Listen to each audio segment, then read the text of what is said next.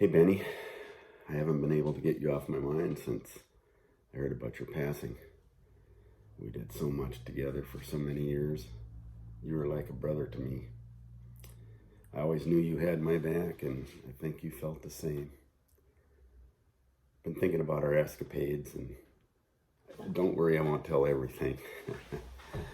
I remember in middle school when we first became friends. For some reason, we thought we were enemies before that. But we got to talking one day, and I realized you weren't half bad. After that, we were inseparable. Talk about cars and girls. If one of us had a crush on a girl, the other one knew about it. Nobody else did, and we were too bashful to do anything about it.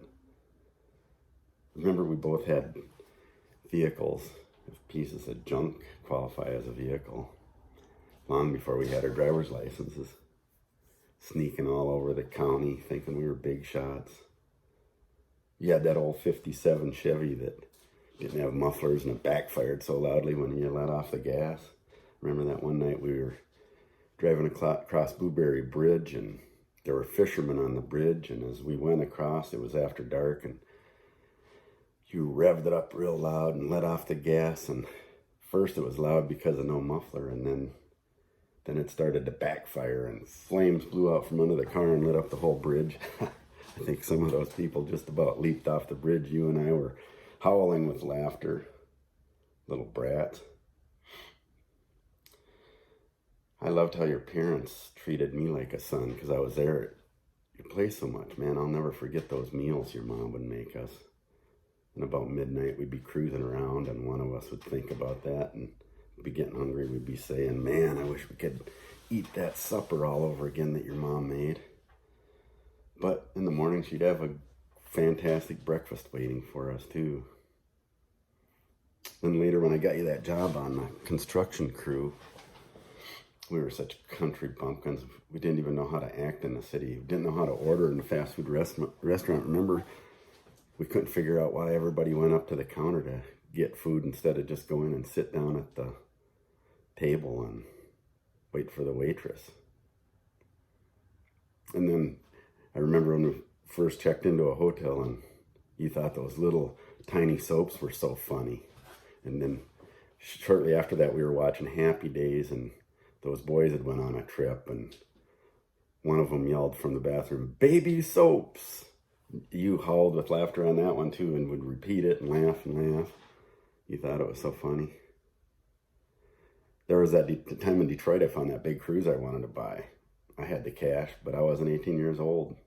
So we put the car in your name for 6 months till I turned 18. Man, talk about trust. I would have trusted you with my life. And then that time when we headed back to Monaga in my big cruiser, it was Friday morning, and we both missed Monaga so much.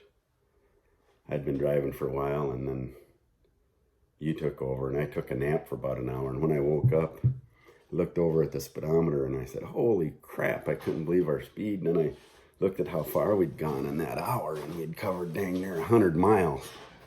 And you just laughed and said, we're going to make it home in time for the party. And we did. I remember how in a group of people, we could just look at each other and read what the other one was thinking. And then later, we'd compare notes and laugh about it. But you always wanted me to tell the long stories. You'd say, you tell it, Pete, because you'll tell it better than me. I don't know why. Oh yeah, I remember when we won that bet for the boss by painting an end span of a bridge, and the bet was for 4 hours. We did it, and nobody thought we could do it, but we did it in 3 hours and 15 minutes. We were the heroes for a while, and got the rest of the day off paid, which we both enjoyed.